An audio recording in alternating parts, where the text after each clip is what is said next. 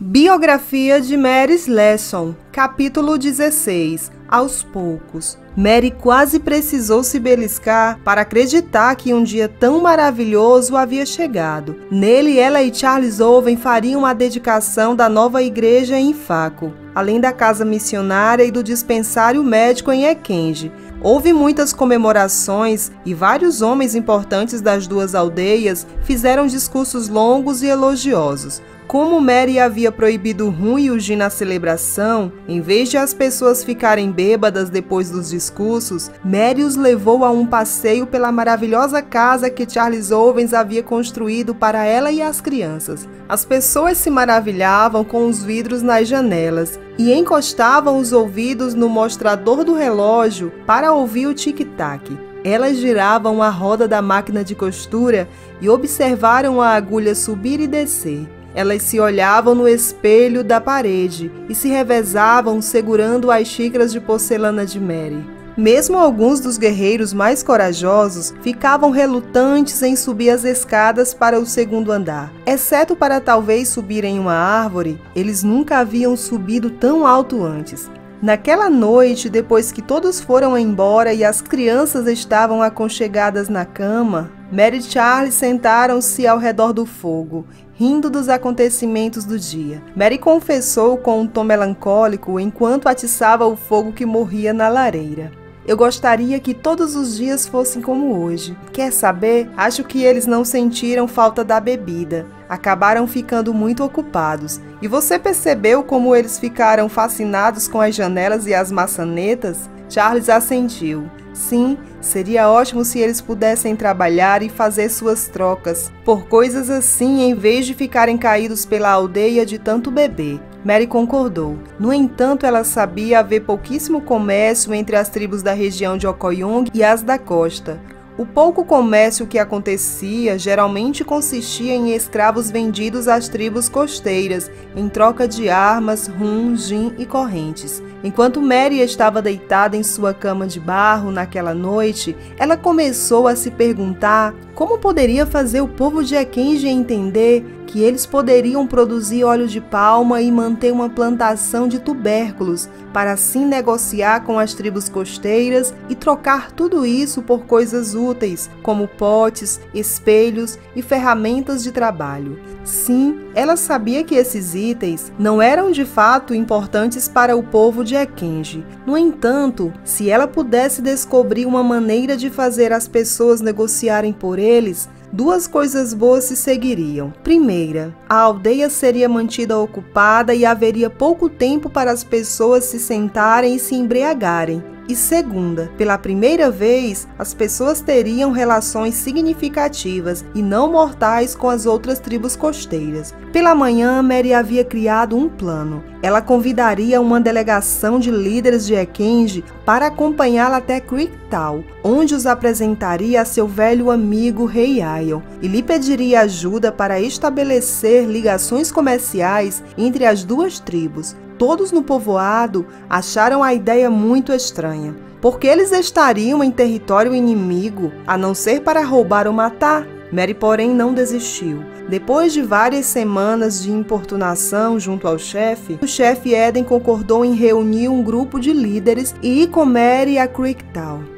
Mary pediu a Maemi para cuidar das crianças. Na manhã seguinte, ela estava pronta para partir. Mary suspeitou que os homens estavam com medo de fazer a viagem, já que seria o mais longe que qualquer um deles viajaram a partir de sua aldeia. Suas suspeitas foram rapidamente confirmadas. Quando ela se aproximou da margem do rio, os sons de lamento e choro encheram o ar. As mulheres estavam agarradas aos líderes das aldeias. Elas imploraram entre soluços profundos: "Não vão, nós nunca mais veremos vocês. Os deuses não querem que vocês nos deixem." Os 7 homens olharam com timidez para Mary, que de imediato assumiu o controle da situação. Ela pediu que os homens subissem na canoa. A canoa balançou loucamente de um lado para o outro, enquanto os homens tomavam seus lugares em meio à carga de nozes, além dos milhos, inhame e o óleo de palma. O rosto de Mary esboçou uma leve expressão de dúvida quando ela própria subiu na canoa. Esta era pequena e obviamente estava sobrecarregada. Os homens de Ekenji eram guerreiros e fazendeiros, não ribeirinhos.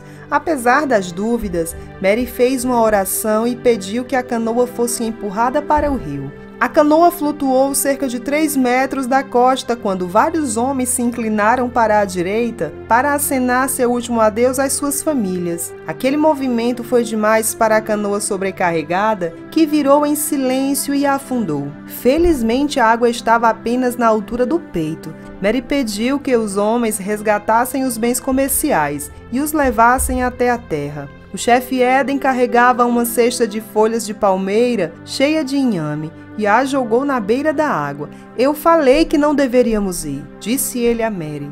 "Os deuses do rio estão tentando nos matar. É um sinal. Se tentarmos de novo, eles terão sucesso e todos nós morreremos." "Tolice", reagiu Mary, torcendo a bainha da saia para espremer um pouco de água da roupa. "Isso não ocorreu por causa de nenhum deus do rio, e sim por conta de uma canoa pequena demais, com muitos itens dentro dela. Traga-me uma canoa maior." O chefe abriu a boca para dizer alguma coisa, mas acabou por fechá-la de novo. Sem dúvida, ao perceber a inutilidade de discutir com Mary. Logo uma canoa maior foi encontrada, e os bens comerciais dos aldeões foram carregados nela. Mary precisou correr atrás de vários homens, incluindo-se o chefe Eden, que havia se escondido atrás de uma árvore próxima. Ela arrastou os homens para a canoa, sentou-os e disse-lhes para ficarem parados. Os homens fizeram o que lhe foi dito, e desta vez, quando a canoa foi empurrada para o rio, ela não virou. Os homens começaram a remar em um movimento rítmico, e a canoa deslizou rio abaixo. Fazia meia hora que o grupo estava viajando, quando Mary viu o brilho da espada entre os barris de óleo de palma. Ela suspirou profundamente. Os homens foram avisados para não levarem armas, mas quem poderia culpá-los por tentar? A única razão pela qual eles haviam deixado o território antes consistia em participar de grupos de ataque. Mary pensou por um momento. Se ela ficasse brava com os homens por levarem as armas, eles se sentiriam constrangidos e poderiam insistir no retorno a Ekenji. A viagem era importante demais para que isso acontecesse. Então, enquanto os homens estavam distraídos por causa de um hipopótamo na margem, Mary agarrou as espadas e as jogou para fora na água lodosa. Ela esperou a reação dos homens. No entanto, não houve nenhuma. Pelo som feito pelas armas, ela tinha certeza de que eles deveriam ter adivinhado sua ação. Em vez disso, nenhuma palavra foi dita sobre as espadas. Era como se elas nunca tivessem existido. A viagem a Creektal foi um enorme sucesso desde o começo. O rei Aion recebeu os homens de Ekenji como se fossem irmãos perdidos muito tempo atrás. O rei ordenou a preparação de banquetes para os visitantes e os conduziu em um passeio pela cidade. Ele também os ajudou a trocar os bens por itens úteis. Mary insistiu que nenhuma mercadoria seria negociada por gin, rum ou armas. O amigo missionário de Mary, Hung Gold, convidou-a também aos homens para um culto cristão, no qual o próprio rei Aion falou sobre o Deus da paz, encontrado na Bíblia. O grupo ficou 3 dias em Creektal, e antes da partida para Ekenji, o rei Aion e o chefe Eden fizeram promessas solenes um ao outro. O rei Aion concordou em enviar homens rio acima para negociar com os povos de Ekenji e Faco. Ele se comprometeu até com o empréstimo de várias de suas canoas maiores aos aldeões, para quando eles quisessem descer o rio e fazer comércio em Creektal. Em troca, o chefe Eden prometeu acabar com os ataques e saques contra as fazendas na região de Calabar, além de não ferir os Efiks que viajassem mais para o interior. Mary fez o que parecia impossível 2 anos antes, quando ela se aventurou no território de Okoyong. Os chefes estavam agora começando a abrir seus territórios, fazendo tratados entre si e começando a confiar um no outro. Os viajantes foram recebidos com entusiasmo quando voltaram a Ekenji. Era como se eles tivessem voltado dos mortos, e para muitas pessoas do povoado, eles poderiam muito bem ter morrido. Ouviram-se cantos e orações durante a noite, e os homens mostraram os produtos trazidos de Creektal. Foram contadas uma série de histórias sobre o rei Aion e sua casa incrível. os batedores de tambor anunciaram o novo tratado com as tribos costeiras. Uma mensagem de tambor poderia ser ouvida por até 10 quilômetros e, como era o costume, ela seria repetida por outros batedores que estivessem mais no interior da selva. Maemi assegurou Mary de que todas as tribos em um raio de 300 quilômetros de Ekendi ouviriam a notícia. As pessoas da região de Okoyong começaram a respeitar Mary de uma nova forma. O chefe Eden começou a pedir sua opinião sobre os mais diversos assuntos e os chefes de outras aldeias a chamavam para resolver suas disputas. Agora que as canoas do rei Ion viajavam com regularidade entre Ekendi e Creektown, Mary aproveitava a oportunidade para visitar os outros missionários rio abaixo, em especial depois da partida de Charles Owens para ajudar em outra estação missionária. Depois da saída dele, Mary se sentiu verdadeiramente sozinha pela primeira vez. Ela sentia falta de cantar canções escocesas e de relembrar detalhes da vida na Escócia com Charles. Um novo recruta chamado Charles Morrison havia se juntado recentemente à equipe missionária em Ducktown. Charles era um jovem sério de 24 anos, que adorava ler e escrever poesias, e que fora enviado para ensinar os africanos a serem eles próprios professores. Mary gostou de Charles Morrison desde o momento em que o conheceu, e ele também gostou dela.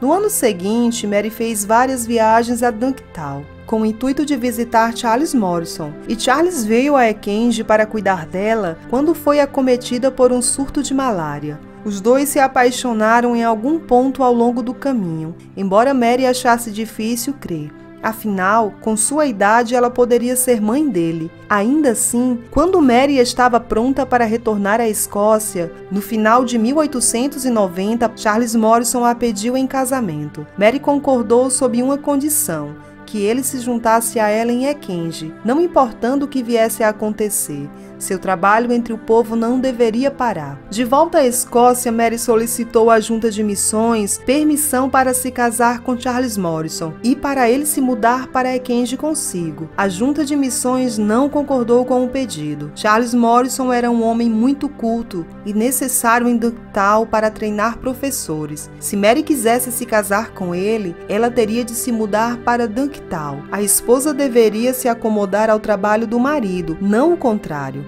Essa resposta representou um sério dilema para Mary. O seu trabalho sempre vinha em primeiro lugar, e ela cria que Deus a conduziu a Ekendi.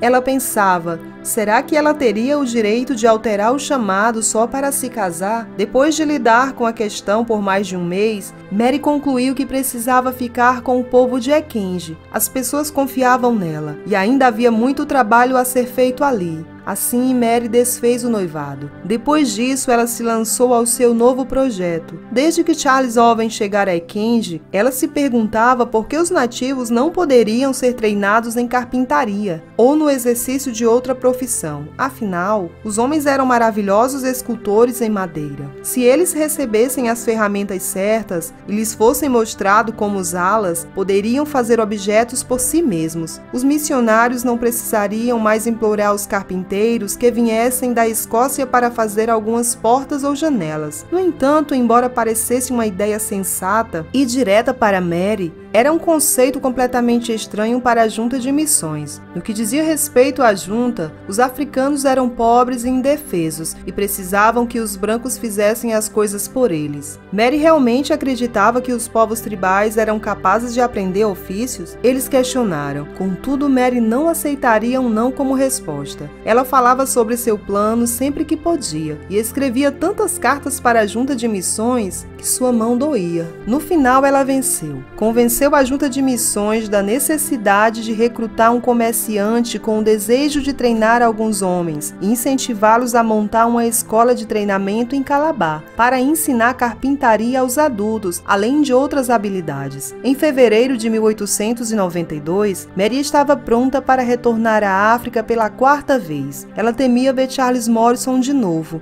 embora já tivesse escrito a ele. A decisão de Mary de permanecer na região de Okoyong provou-se acertada em um momento crucial. No ano em que Mary esteve na Escócia, grandes mudanças ocorreram em Calabar. Ela lera no jornal a respeito de muitas delas. Logo após a partida de Mary à Escócia, um novo cônsul britânico foi nomeado para o protetorado da costa do Níger, do qual Calabar fazia parte. O cônsul chamava-se Claude MacDonald. O novo cônsul recebeu a tarefa de impor a lei e a ordem britânica na área entre os rios Calabar e Cross. Isso jamais acontecera antes. As áreas do interior foram sempre consideradas perigosas demais para entrar, e os britânicos sempre permaneceram perto da costa. Mary não sabia que o cônsul estava tentando decidir a melhor maneira de introduzir a lei britânica na região, durante a ausência dela. Sempre que pedia a opinião de uma pessoa sobre o assunto, ela dava a mesma resposta: "O senhor precisa de Mary Slessor." Mas isso não é possível. Mary gaguejou enquanto estava diante do cônsul. "Quero dizer, obrigada pela oferta, senhor, mas não há como eu ser vice-cônsul e representá-lo em Ekinge. Sou missionária, não alguém da área política. Já tenho trabalho suficiente para 100 missionários e sou uma mulher sozinha. Com certeza o senhor pode perceber isso." Mary e o cônsul conversaram durante a tarde e no início da noite o cônsul conseguiu convencer Mary. Ela mudou de ideia quando ele lhe disse que alguma pessoa deveria ser enviada à região de Okoyong para fazer valer a lei e a ordem. Se Mary não concordasse em ser essa pessoa, sua única escolha seria mandar chamar um representante da Inglaterra. O pensamento de um jovem recém-saído de alguma academia inglesa sem nenhum conhecimento da língua ou dos costumes locais, sendo encarregado de fazer cumprir a lei britânica na região de Okoyong, aterrorizou Mary. Toda a área ficaria em alvoroço dentro de poucas semanas e sem dúvida haveria muito derramamento de sangue. Como Mary não poderia deixar isso acontecer, ela concordou e se tornou a vice-cônsul, a juíza e o júri de todas as questões relacionadas à lei na região de Okoyong. Mais do que nunca ela teria muito o que fazer. Quando Mary subiu o rio, uma multidão esperava para cumprimentá-la. As pessoas sentiram falta da Mãe Branca. Maemi ficou especialmente satisfeita em rever Mary e saber de seu novo título oficial. Maemi trabalhou duro para ajudar Mary a trazer paz à região. Muitas vezes ela ouvia falar dos problemas antes mesmo de Mary, e embora não ousasse avisá-la abertamente, todas as vezes enviava um de seus escravos com um frasco de remédio específico e um pedido para que ele fosse cheio. Esse era o sinal para alertar Mary do surgimento de problemas. Quando recebia o sinal, Mary reunia suas provisões e se encarregava de que seus filhos tivessem alguém para cuidar deles. Tudo antes da chegada do pedido oficial de ajuda. Na maioria das vezes, Mary era chamada para resolver desavenças entre os chefes. Às vezes, ela precisava viajar durante um dia ou mais até o local, e sua preocupação enquanto viajava era que as pessoas se matassem antes de sua chegada. Para impedir isso, ela enviava um dos escravos de Maema à sua frente. Ele atravessava a selva e em sua mão seguia um pedaço de papel com uma gota de cera vermelha e o selo oficial da vice-cônsul marcado nele. Não tinha importância o que Mary registrasse no papel, pois ninguém sabia ler. No entanto, o papel em si parecia impressionante e muitas vezes impedia que os lados brigassem até ela chegar. Sentar-se e conversar em vez de matar o outro era uma coisa nova para o povo da região de Okoyong. Mary ensinava com paciência às pessoas o modo de apresentar seu caso a ela. A vice-cônsul se sentava à sombra de uma suma-uma e tirava o tricô da bolsa. Então, enquanto ela usava as agulhas de tricô, pedia ao grupo que a chamara para anunciar o caso, permitindo depois que o grupo oposto também apresentasse sua versão do problema. Às vezes, a sessão durava 36 horas e os chefes repetiam as mesmas informações várias vezes, na esperança de impressionar Mary. Por fim, quando ela percebia que todos estavam cansados de falar, ela pedia a cada lado o resumo dos seus argumentos e então anunciava sua decisão. Depois de proferida a decisão, seguia-se a parte odiada por Mary. Os chefes de ambas as partes concordavam com a decisão dela e faziam um juramento conjunto. Para isso, os dois homens davam as mãos enquanto enquanto um terceiro cortava as costas das mãos com uma faca. Na sequência, o terceiro homem polvilhava sal, pimenta, milho na ferida. Assim, os dois chefes juravam concordar com a decisão de Mary e mantê-la. Para torná-la definitiva, um lambia a ferida do outro. Mary não suportava ver o juramento ser feito. No entanto, ela não proibia a prática, embora tivesse o poder de fazê-lo. A vice-cônsul decidiu ser melhor conceder às pessoas alguns de seus velhos hábitos, em especial os que não causavam nenhum dano real a ninguém. Pouco a pouco, Mary trabalhava para mudar práticas cruéis da região de Okoyong. Algumas alterações demoraram mais que outras, mas ela nunca desistia. Em 1896, a lei e a ordem fundamentais vigoravam em toda a região. Dessa forma, Mary foi capaz de relatar ao cônsul que os ataques às aldeias para capturarem escravos haviam parado. Não existia mais sacrifícios humanos nos funerais. Poucas mulheres viviam bêbadas e muitos homens permaneciam sóbrios a maior parte do tempo. Ela também pôde relatar que poucos gêmeos eram mortos, embora muitos ainda fossem negligenciados até a morte. E que na maioria das vezes as mães dos gêmeos recebiam permissão para viver. Com apenas uma Bíblia e uma coragem incrível, Mary Slessor alterava os costumes e a cultura cruel de uma região. Ela contava agora 48 anos, tendo sobrevivido 2 décadas em Calabar, muito mais que qualquer um poderia ter esperado ou previsto. Vários missionários começaram a insistir com o regresso de Mary a Ducktown, especialmente depois do recebimento da notícia de que Charles Morrison havia morrido de uma doença desconhecida enquanto visitava os Estados Unidos da América. Seus amigos também queriam que ela cuidasse melhor da saúde e descansasse mais, que poderia ser feito com mais conforto em Ducktown. No entanto, Mary ainda não havia encerrado seu trabalho missionário. O povo de Ekendi ainda precisava dela, e Mary não o deixaria. Ainda assim, até ela teria ficado assustada se soubesse o que a esperava.